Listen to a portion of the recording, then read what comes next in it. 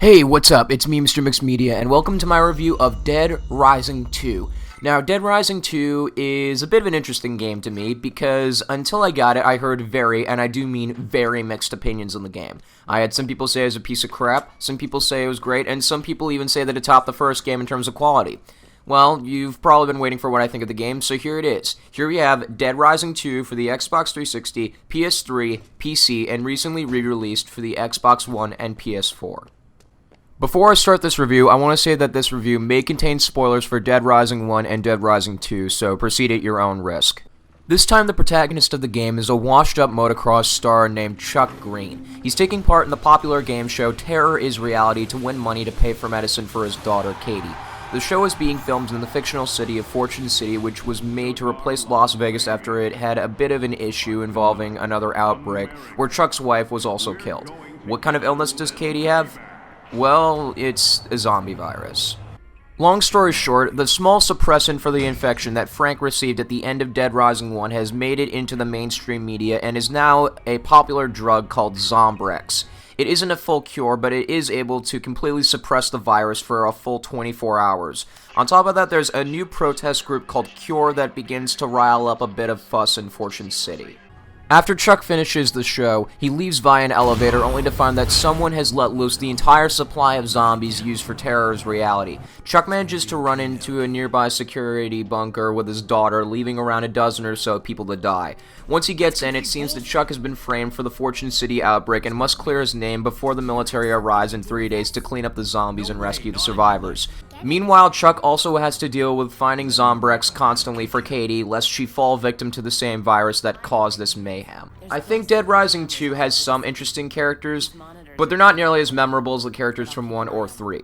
To be honest, also, I hate Chuck. He's got no charm or character compared to Nick, and especially Frank, but the only reason he doesn't end up on my hit list is that he's willing to do anything for his daughter, and to be honest, I can respect anyone who wants to take care of their kid.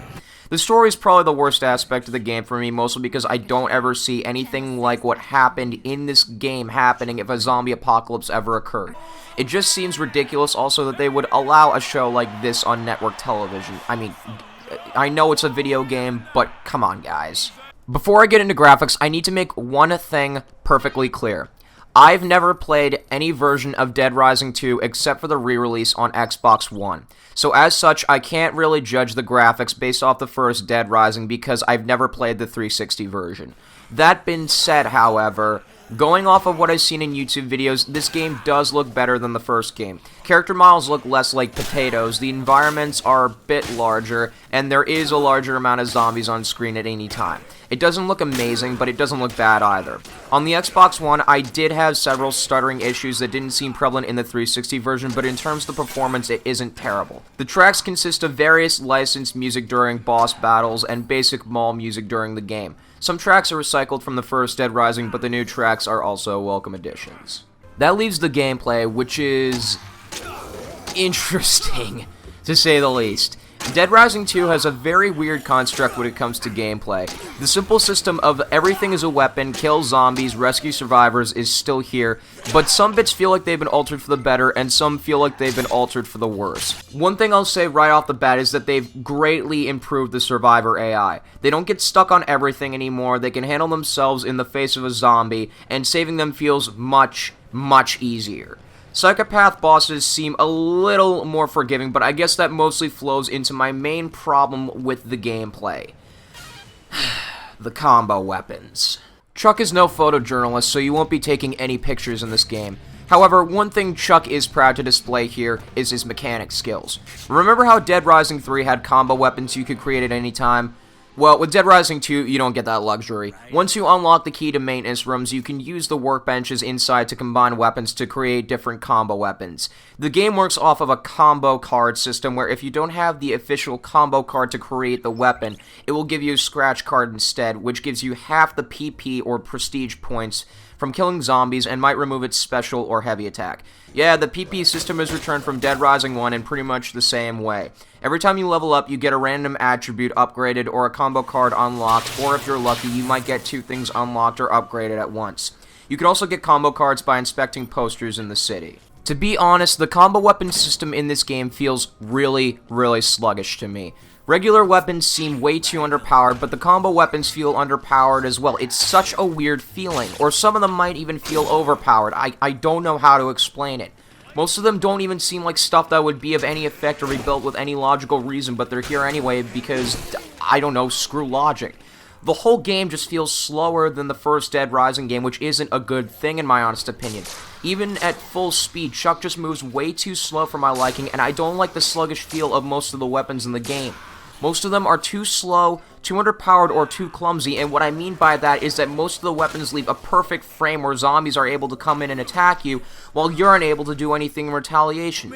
It's stupid how hard this game can be at times. I'd actually argue that this is the hardest game in the Dead Rising series, and not for any good reasons. Then there's the ever-present Zombrex mechanic, and I'll just say it now, I hate this system. Basically, every in-game day, Chuck must find a dose of Zombrex to give to Katie to keep her alive.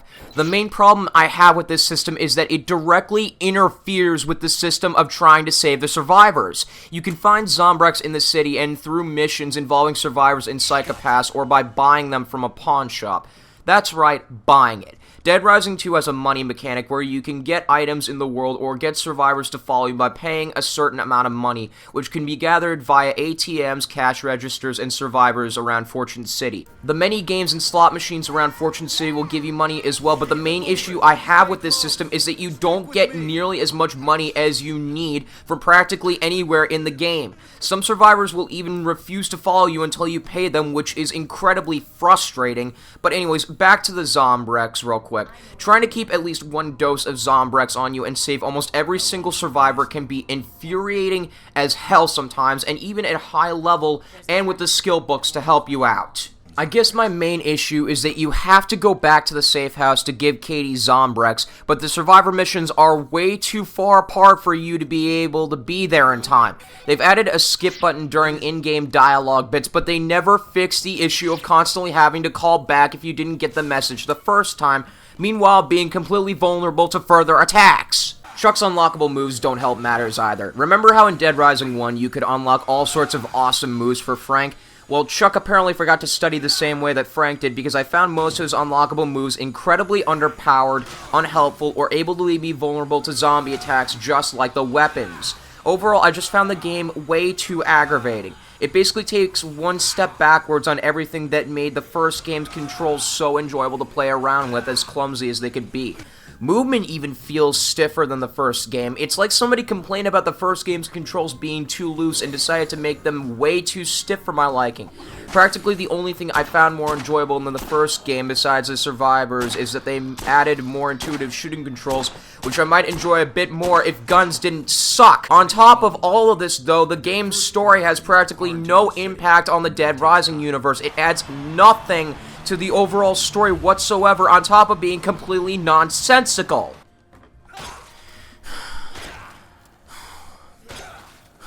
Alright, I think you get my point. The game just doesn't live up to the hype for me. I really don't think I can recommend Dead Rising 2 to people who like the first game, as there's almost nothing here I feel the first game didn't do better, with the sole exception of the survivor escort missions. There's also one other reason I probably wouldn't recommend this game. And what is that reason, you ask? It's because in my opinion, Dead Rising 2 off the record is a far superior game than 2 in a lot of aspects. Dead Rising 2 off the record is basically a what-if story in which Frank West is the one who went in and uncovered the story behind the Fortune City outbreak instead of Chuck. In this game, Frank is down on his luck and depressed after blowing the story of the Willamette outbreak out of the water and enters into the show Terror is Reality with the intention of finding a new story to cover. From that point onward, it's a pretty similar setup to what happened in Dead Rising 2, but with Frank as the main character instead of Chuck. Again, I've only played the Xbox One re-release of Off the Record, but I think from what I've seen in videos that it's about on par with Dead Rising 2 in terms of graphics and sound. I never get sick of TJ Rotolo as Frank West, and the mall music lends the game a wonderful charm as always. You wouldn't believe it, but this change in character actually changes quite a bit in terms of gameplay. With Frank back, he brings his camera and photography mechanics to Dead Rising 2, and they're insanely enjoyable to use. Okay. You can gain PP from taking pictures or killing zombies the old-fashioned way. The combo system returns in Off the Record with a few new combo weapons to make.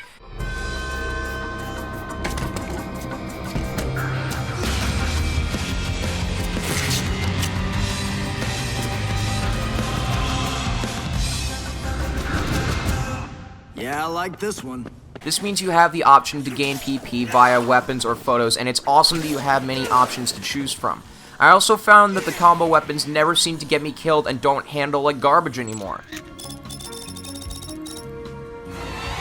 Hey. Having Frank West back also means that the character I'm playing as is a character I actually like. Frank is genuinely likable, funny, and charming in this game, and I never get sick of hearing him crack a joke or make a witty pun about what's going on. Hey, fanboys. You're a little late for the autographs. I was just looking for the men's room. Story of my life. The Zombrex mechanic returns, but with a significant boost in quality. There's no Katie to speak of in Off the Record, so what do you do with the Zombrex mechanic? Give it to Frank. After being infected at the end of Dead Rising 1, Frank now needs Zombrex to stay alive. The difference in Off the Record is that Frank doesn't need to go back to the security room to take a dose of Zombrex. As long as Frank's got blood flowing through his veins, he can take Zombrex anywhere he wants to. Along with that improvement, Frank no longer needs to worry about stopping combat to hear about new survivors or missions from the safe house, so that complaint is gone as well, along with the fact that you don't need to constantly keep calling back and explaining what happened. Frank's charm extends into the skill moves as well. Me? Chuck's ineffective moves have been replaced with helpful, fun-to-use, and hilarious skill moves, some from Dead Rising 1 and some brand new. Some new psychopaths have been worked into this story, and some are brand new, but they're still pretty fun. On top of that, the money mechanic has been fixed by having the ATMs and cash registers give you way more money than in 2, and I never feel like I'm running dry on dough in this game. This kind of eliminates the issue I had with survivors requiring you to pay them. Practically almost everything that pissed me off so much in 2 has been fixed. But it's not all sunshine and rainbows. The controls, I feel, still haven't been tweaked enough to not be considered stiff, and I think that the weapons still can be just the tiniest bit finicky. Guns still suck too, which is not a good thing. But overall, I think the main issue with Off the Record is that the story is completely non-canonical in the Dead Rising universe, so the story, well, never happened. Other than that, I'd say this is the definitive version of Dead Rising 2, and I'd recommend it wholeheartedly. However, if you've played 2 and liked it, you might think this game is a bit overpriced given the fact that it isn't much more than an expansion of Dead Rising 2. But if you've never played 2 or Off the Record, I'd recommend Off the Record, as 2's storyline is utterly forgettable and doesn't really matter in the case of the Dead Rising universe. This has been Mr. Mixed Media. I've covered wars, you know. And I will see all of you, ladies and gentlemen, in the next video. Bye-bye!